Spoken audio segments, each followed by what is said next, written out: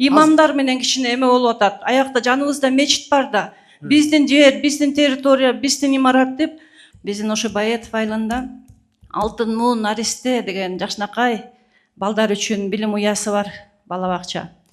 Бала бакчанын учурда 150 бала тарбияланат, 30 кызматкер иштейт.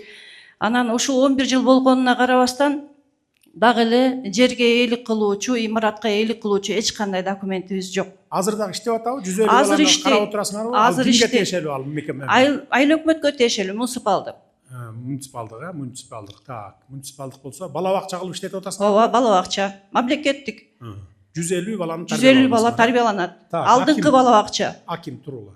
Айыл өкмөт өкөң бириктиле дагы жолун тапкыла дагы бергиле. Биз баякы бала бакча, мектеп салабыз дегендерге жерди, мамлекеттик здание болсо бекер беребиз деп атпайбызбы? Жетишпей атат го мынакей. Балдардын мектеп, бала бакчалар жетпейт, мектептер жетпейт. Бергиле, не кыласыңар ал зданияны? Кечирип коюңуз, эме имамдар менен кичине эме болуп атат. Аякта жаныбызда мечит бар да. Биздин жер, биздин территория, биздин имарат деп ушундай чечилбей келатат. Акыркы үмүтүбүз сиз. Эми чечип бергиле, имамдар менен да сүйлөшкүлө, ошо эмен мечиттин жери беле мурда. Эми имамдар деле каршы чыкпаса керек. Имамдарга деле бала керек, алардын деле балдары бар, алардын деле балдары барат. Чечип бергиле, давайте, неме кылгыла. Чоң рахмат. Чоң рахмат. Буларга бергиле дагы.